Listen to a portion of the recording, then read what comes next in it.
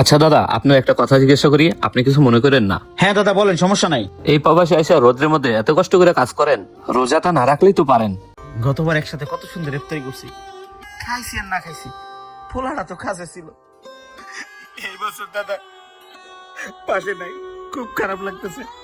এই বেটা, এই তুই চেনোস আমি কে?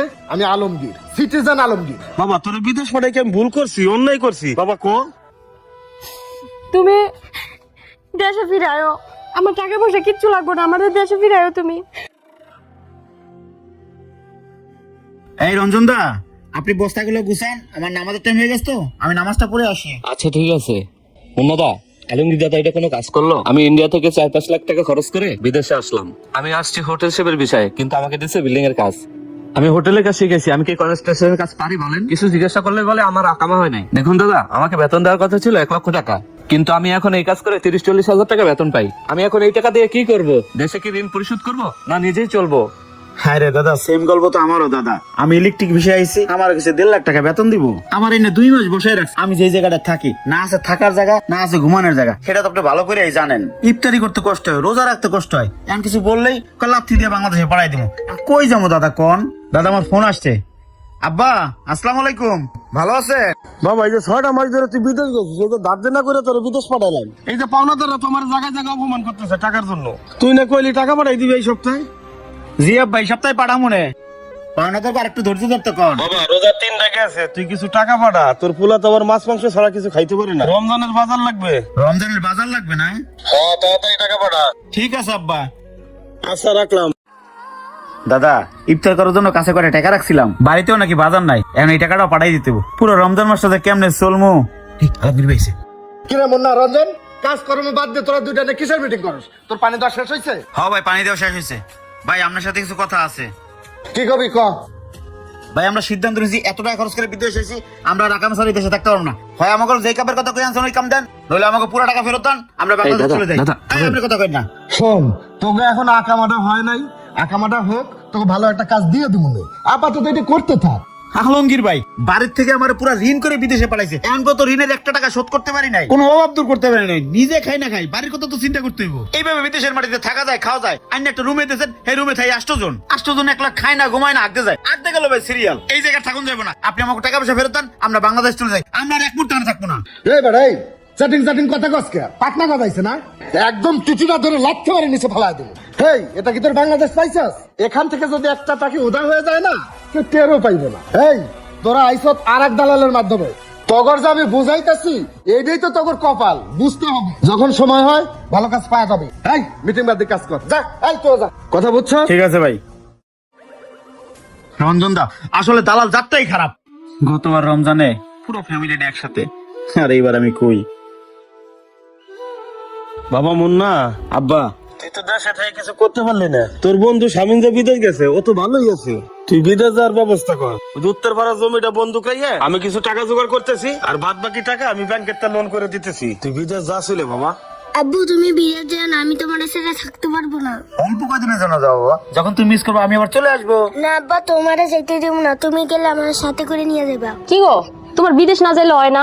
দেশে অন্য কিছু একটা ট্রাই করো। না রে বউ, দেখছো তো দেশে তো অনেক কাজ কাম ট্রাই করলাম, কিছুই তো হইলো না। স্বামী তো যাই ভালোই আছে, আমিও বিদেশ চলে যাই, 2 বছর থেকে এবার চলে আমো। পোলাটা কিন্তু তোমার রাইট ছাড়া থাকতে পারে না। আরে বউ তুই আছিস না, তুই একটু দেখে রাইছ আমার আব্দুল্লাহ রে। আব্বা আজান দিতেছে, খেজুর মুখে দেন। আব্বা তুমি এই খেজুরটা খাও, এই খেজুরটা অনেক মিষ্টি। তুমি খাও বাবা, তোমার খাওয়াইলে আমার খাওয়ায় বাবা। না, তুমি খেলে আমার পেট ভরে যায়। লাভ ইউ বাবা। লাভ ইউ টু বাবা। আসো বাবা, আমরা ভাগ করে খাই। হ্যাঁ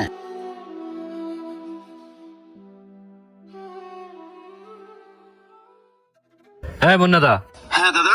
আপনি এই জায়গায়, আমি আপনার সারা জায়গায় খুঁজে বেড়াইতেছি। আপনি এই জায়গায় বসে বসে কি চিন্তা করতেছেন? কন্ট্রাক্টর দেখলে তো রাগারাগি করবো।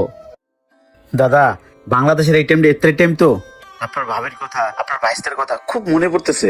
গতবার কত সুন্দর একসাথে ইফতারি করছি, খাইছি আর না খাইছি, পোলাটা তো কাছে ছিল। এই বছর দাদা পাশে নাই, খুব খারাপ লাগতেছে। ভাবছিলাম এই প্রবাসে আইসা সব কষ্ট দূর হয়ে যাবো দাদা, কোনো কষ্টই দূর হয় নাই দাদা।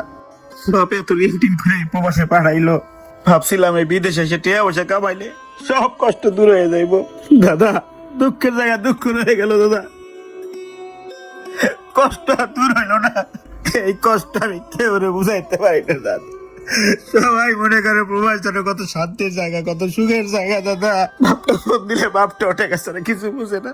হ্যাঁ কি করবো, হ্যাঁ তো ঋণ করে আমার প্রবাসে বানাইছে, আমি মরে গেল এই টাকা শোধ করে আমার মরতে হবো দাদা। সেরিতে পানি ভাত খেয়ে রোজা রাখছি, হেফতারে থেকে খাবো জানি না, এত কষ্ট কেন দিল আল্লাহ। আসলে আমরা প্রবাসীরা টাকার মেশিন, আমরা এখন মানুষ না। আমাকে মেশিনে যত সাপ্লাই হইব ততই আমাকে দাম। চলেন দাদা, এখানে বসে টাকা লাভ নাই, আমাকে কাজ করতে হইব। কন্ট্রাক্টর দেখলে তো রাগ করবো। আসলে দাদা আপনি ঠিক হয়েছেন, এই প্রবাসী হলো টাকার মেশিন, যতক্ষণ টাকা দিতে পারবো ততক্ষণ ভালো, আর টাকা না দিতে পারলে এই প্রবাসীদের কোনো মূল্য নাই দাদা। কাম করে তো খাইতে হইব। চলেন দাদা। আরে মুন্না দা, আপনি এখানে? ও, ইফতার করতেছেন? আচ্ছা আচ্ছা, করেন করেন। এই দাদা কই যান, বসেন বসেন, একসাথে ইফতারি করে আসেন। আরে না না দাদা, ঠিক আছে, আমার পেট ভরা, আপনি করেন। আরে দাদা সংকোচ বোধ করতেছেন? আপনি হিন্দু আমি মুসলিম, এই জন্য শোনেন, আমরা হিন্দু মুসলিম ভাই ভাই, আপনি ইন্ডিয়ান আমি বাংলাদেশি, তো কি হইছে? আমাদের এখন ঠিকানা কিন্তু এক জায়গায়, আসেন একসাথে ইফতারি করি, বসেন। আসলে দাদা কথা কিন্তু তা না, আপনি মুসলিম বা আমি হিন্দু এই জন্য কিন্তু না করিনি। আপনি তো অল্প কয়টা ইফতার নিয়েছেন, 2টা খেজুর আর অল্প কয়টা মুড়ি, এটা তো আপনার কিছু হবে না, আপনি করেন। দাদা ইফতারি তো আবার এগুলো এমন একটা জিনিস, অল্প খাবেন তাতে আপনার পেট ভরে যাবে, এটাতে আল্লাহ তাআলা একটা রহমত আছে। আসেন বসেন, আরে বসেন। আচ্ছা দাদা, আপনার একটা কথা জিজ্ঞাসা করি, আপনি কিছু মনে করেন না? হ্যাঁ দাদা বলেন, সমস্যা নাই। এই প্রবাসে এসে রোদ্রের মধ্যে এত কষ্ট করে কাজ করেন, রোজাটা না রাখলেই তো পারেন। দাদা দীর্ঘ একটা বছর রোজা আসে, এই রমজান মাস হচ্ছে সিয়াম সাধনার মাস, এই রমজান মাসে যদি রোজা না রাখি তাহলে মৃত্যুর পর আল্লাহ তাআলার কাছে কি জবাব দেবো বলেন? আমাদের ধর্মে রোজা রাখা, নামাজ পড়া এগুলো হচ্ছে ফরজ কাজ, আল্লাহ তাআলা সন্তুষ্টি লাভের আশায় আমাদের এগুলো পালন করতে হয় দাদা। কিরে বাবা, তুই ঘুমাইতেছিস নাকি? আমার ঘুম ধরতেছে না, আমার অনেক কাব্যর কথা মনে পড়তেছে। আচ্ছা, তোর বাপের সাথে সকালবেলা তোর কথা কয় দিব, এখন তুই ঘুমা। ঠিক আছে আম্মু। কি বৌমা, নাতি ঘুমায় নাই? হ আব্বা, এতক্ষণ ঘুমাই নাই, এখন ঘুমায় গেছে। ও আচ্ছা। এই আমির কাকা, আমির কাকা, ও ফারুক, আয় ভিতরে আয়। আচ্ছা আইতাছি। আইসো, আয় বয় বাবা। বসা বসে টাইম নাই, আপনি বলে মুন্না বিদেশ 3 মাসের মধ্যে আমার টাকা দিয়ে দেবেন। 6 মাস হয়ে গেল, আমার টাকা কই? চাচা, আমার জমিও লাগবে না, আমার লাভও লাগবে না, আপনি আমার আসল টাকাটা ফেরত দেন। বাবা কালকে মুন্নার সাথে কথা হয়েছে, বলছে কি এই সপ্তাহে টাকাটা দিয়ে দিবি। মুন্নার আমি রাত্রে ফোন দেয়, সকালে তোমার আমি জানাবানে। আচ্ছা, সকাল সকাল বুঝি না, এখনই মুন্নার আপনি ফোন দেন, এখনই ফোন দেন আপনি আমার সামনে, দেখি ওই কবে টাকা দিব। আচ্ছা দিতেছি। আব্বা, ওরে এখন ফোন টোন দিয়েন না, সৈদি তখন ইফতারের টাইম, এমনি সারাদিন রোজা রাখছে, শরীরটা ক্লান্ত, ওরে ইফতার করতে দেন। ভাই কালকে সকালে কল দেই। এই সকাল সকাল বুঝি না, এখনই ফোন লাগান তোরে, আমার সামনেই ফোন লাগান, দেখি ওই কবে টাকাটা দিব। বৌমা দেখো তো মুন্না লাইনে আসেনি। আব্বা এই যে লাইনে আছেন, কথা কন। তা দাদা আপনার বাড়ির সবাই কেমন আছে? মুন্না দা ইফতারি করেন, আজান দিয়ে ফেলছে। ও হাজান দিছে, নেন নেন খেজুর নেন। আমার ফোন আসছে, দাদা আব্বার ফোন। হ্যালো আব্বা, আসসালামু আলাইকুম। ওয়ালাইকুম আসসালাম।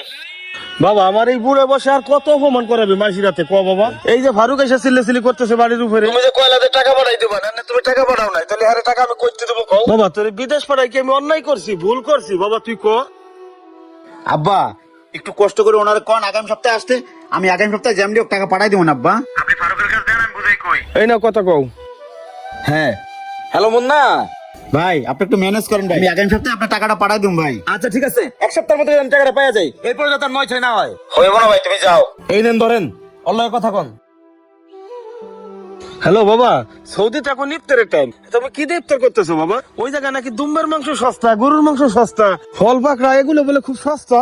হব অনেক সস্তা, অনেক একটা নিয়ে বেশি, দুম্বার মাংস, মুরগির মাংস, গরুর মাংস তো সেইরই খাই না। সামনে অনেক পদের ফল, প্রায় 8-10 পদের ফল, যে আপেল নিছি, মালটা নিছি, কমলা নিছি, খেজুর নিছি, অনেক খাবার আব্বা। খাইয়া খাইয়া খালি টাকা উড়াইও না, দেশে টাকা বাড়াবার ব্যবস্থা করো। হব আমি টাকা পাঠাই দেবো না, আপনি তো চা খান আমি খাদো, খাওয়ার লাগে তো দুনিয়াতে আইছি, সামনে যে খাওয়া নিয়ে বসে আছি, একলা খাই আব্বা, খুলে দিতে পারবো না, পেট ভরে দিবে আব্বা, অনেক খাওয়ার নিছি আব্বা, অনেক খাওয়ার। কি ব্যাপার মুন্না, তুই কি কাঁদতেছিস নাকি?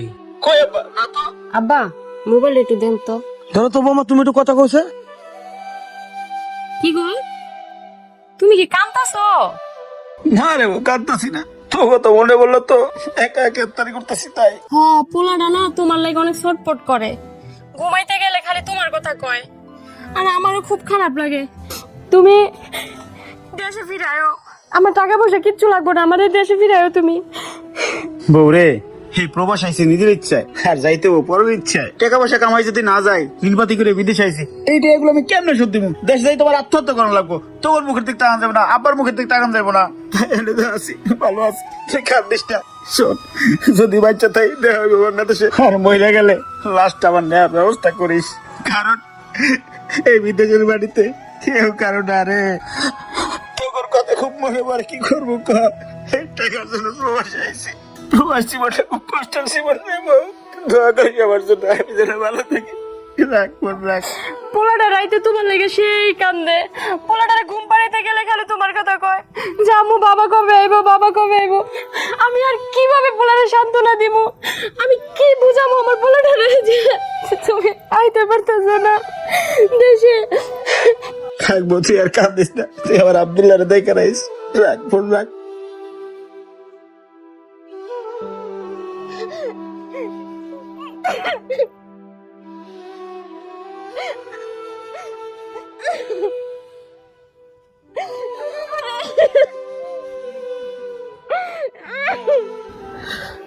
দাদা, এই ইফতারি টাইমে আপনি কেন মিথ্যে কথাটা বললেন? আপনি তো কয়টা মুড়ি আর 2টা খেজুর নিয়ে বসছেন।